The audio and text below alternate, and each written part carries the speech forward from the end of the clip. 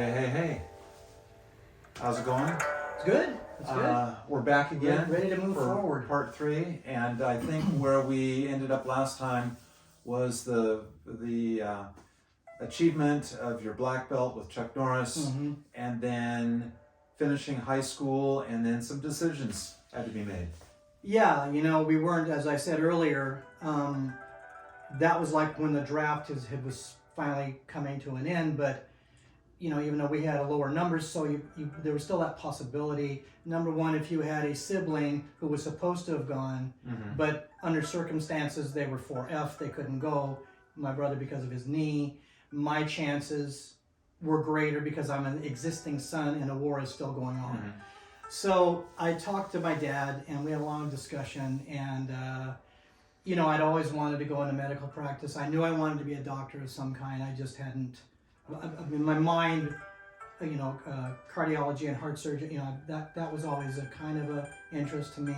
I don't know why at that point, but it was. Sports medicine hadn't really erupted yet. We had orthopedists, but it had not really jumped to that high energy it has come to today. So we thought, well, you know what? I don't want to go in the Army, and I don't want to go in the Marines. So I'd like to use my head a little bit. And so I went and talked to an Air Force recruiter. My dad and I went down there, and I discussed with him about my opportunities of getting into medical training. I didn't get to go to college first. So, I could have my bachelor's degree, then I could have been an officer, then they could have put me through their own Air Force medical training. But I didn't qualify for that. So I could either been a medic, a flight medic, things like that, which was very interesting for me. So we signed up, I applied for that, and I went through all the procedures for that.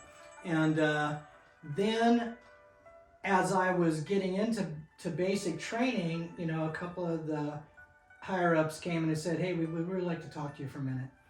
They said, with your, we know what you've applied for, but with your scholastic background, your sports background, your martial art background, we've researched all these things. We really feel that you would fit more into the crash fire rescue, pararescue, into things. It's like, especially pararescue is an unknown special operations unit that many people even today don't even know what it is. We've got the Navy SEALs, we've got the Airborne, we've got the Green Beret that everybody knows about, but not many people know what the pararescue unit was. What is basically the same as that, as the Green Beret, the SEALs, but more medical procedures on top of it. So it's like 3 times the amount of training, and very difficult, and one of the hardest teams to get into. With a very high dropout rate, because you have to swim a lot, and just basically everything the SEAL's a tough group too, but all that other on top of it, so you had the physical, the defense, knowing all the weapons, recon, all that type of stuff, and plus medical training, how to, it was intense.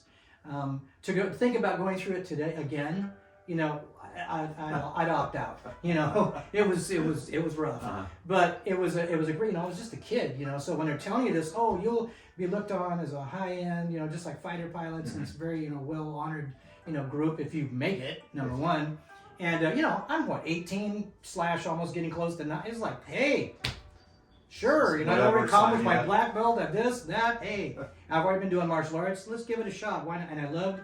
I swam a lot and I surfed and I did a lot. So the thing physical. About getting, learning scuba diving and, rappelling and climbing mountains, that was really cool.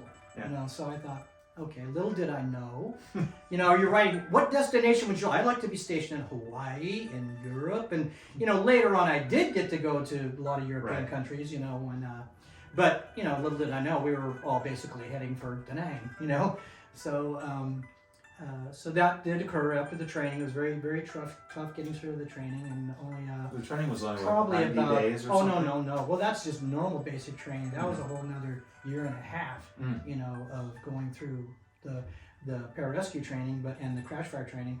But because we were needed so badly, it kind of, kind of got rush through some things, you know, enough to where you got it down because they know you're going to be going through training drills and things anyway.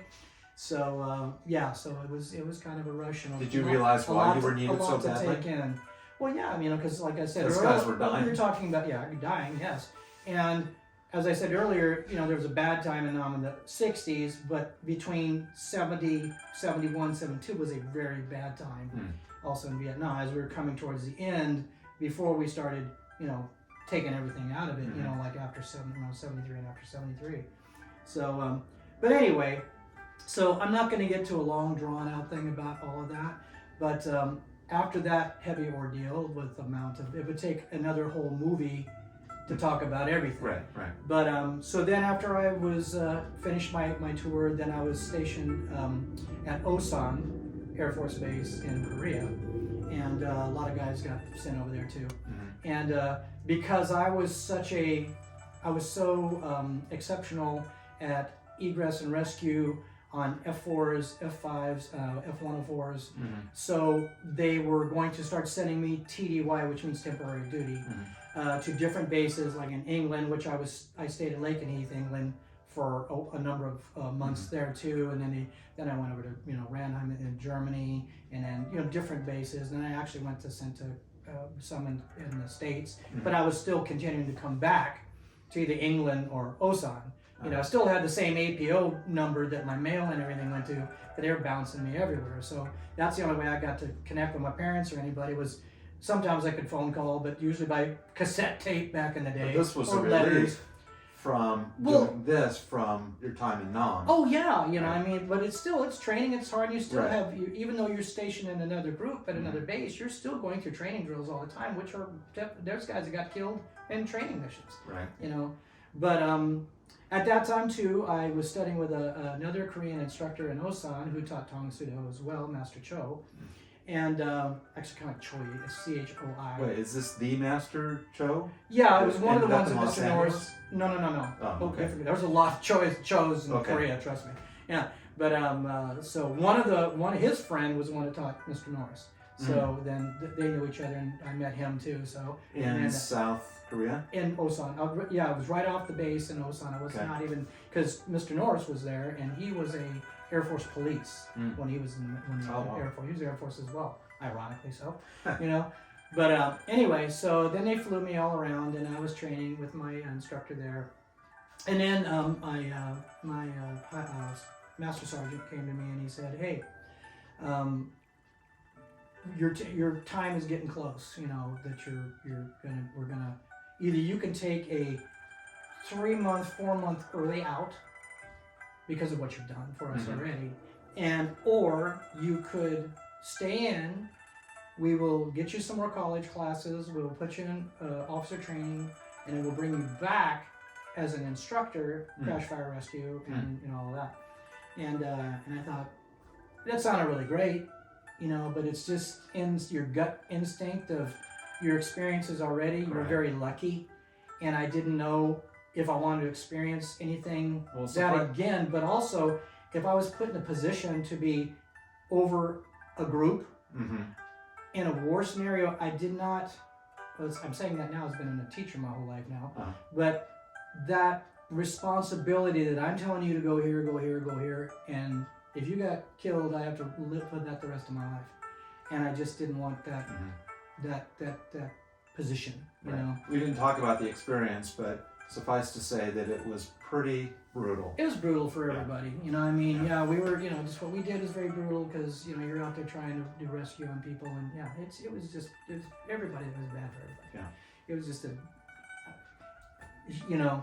it's bad. War is not necessary, you know. Anyway, unless it's about making money, which it was, and all of it is. And but anyway, so then they told me I could have my early out or stay, and then I wrote my dad, and he was saying how the military is being treated when they come back home, and if you got money and you got time, hey, go see things, go take some time, take a year, take 6 months, whatever you need before you come home, because right now they're not treating you guys very nice at all. So you took which was a very difficult thing. So I decided to take the out, and then I had some vacation time before they released me. So then I went I went to Hong Kong and then Shanghai.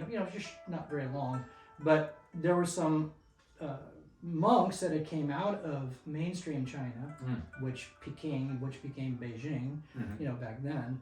And then they were teaching some Shaolin, and because I couldn't go to Peking, because it was highly communistic, Right. everything was shut down. The temple was even shut down, and at that time. Anyway, there was nobody even. There were some hidden in there, but they weren't really allowed to practice.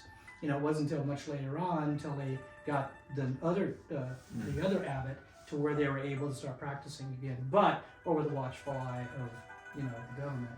But anyway, so I trained with a couple of these guys, and a couple of weeks here, about a month or so there, and then I came back to Korea, and then I was going to get my paperwork, and then I asked Master Cho. I said, well, why don't I just hang out here? I'll get an extension, and maybe I can hang out with you and train some more.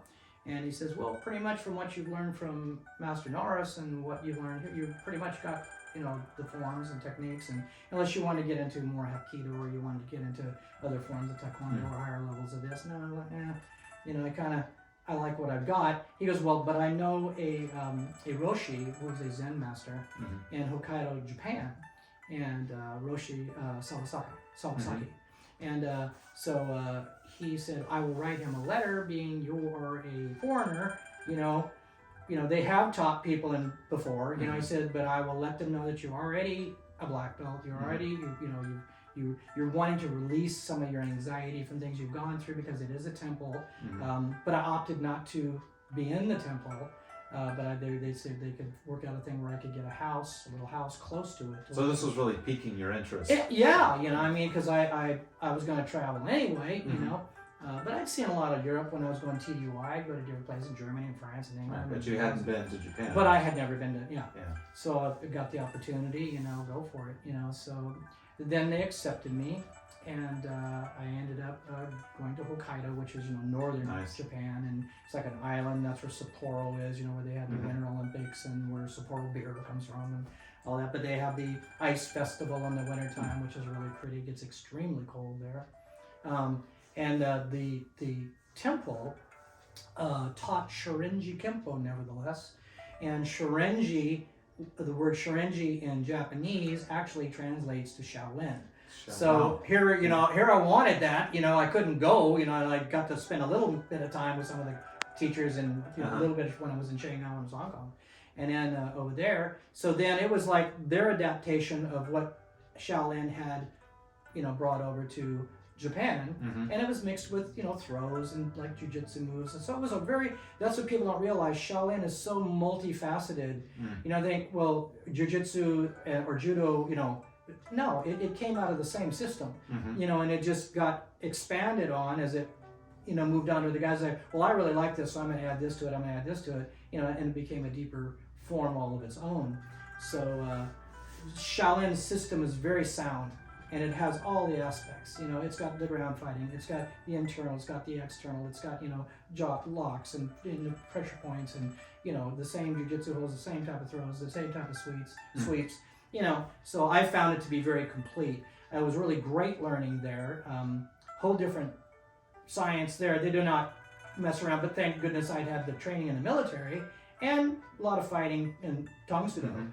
But they did not mess around. I mean, they were just throwing you and pounding you, and just the whole night. And then bowing, and after you get beat up or standing in a horse stance, and oh my God, just and up in the water, in the cold water, stream water. At one point you had to stand up to your waist. Yes, that's an embarrassing story. I was sitting with a couple of guys and one of the teachers, and they started drinking sake, and at this time I'd never drank sake in my life, but I had my beers and I had some tequila, and I've done this before. I thought, I'll bring this stuff on, man. I can handle this. So next thing I know, I'm just asleep. Well, I don't know. I was passed out on the table, and then they left me there. Didn't even go back to my house. I'm still. They left you at the restaurant. No, I wasn't at the restaurant. We were at the temple in another side area of the temple, and then I woke up, and then the teacher, one of my senseis, Roshi sensei, he grabs me and he goes, no, you got to come out in the stream. So he made me stand out in this cold frickin' water in a horse stance, and I'm just like,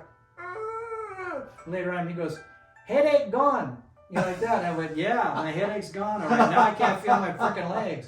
You know. That's hilarious. But yeah, welcome to this type of Welcome training. to Japan. Yeah, welcome to that. So I stayed there for close to about a year. You know, I mean, and it was Nice. it was a very amazing time there. It helped me release a lot of my anxiety, not just from the military, but also things from my past and things that I'd gone through.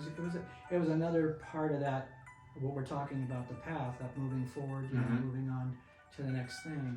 So after that, I decided, okay, well, I'm out of the military. I've spent my time here, and I'd like to have stayed. I'd like to have stayed a little bit longer, but I've been gone for a couple of years. I mean, from seeing my family and what's going on at home, and I really wanted to see what was going on. So it was at home. about And I had other aspirations. I had other goals, things were were starting to come out of me. Going back to school, doing this, do I want to go back and teach? What were, it was a pivotal point again. Yeah, but this was about 4 years total. Yeah, it was, from like 70 to 74, Yeah. and I got Take home it out in of your 74. life. Yeah. And so I was ready to come back and face the world again. So so the next time we will be moving on after coming back to the USA.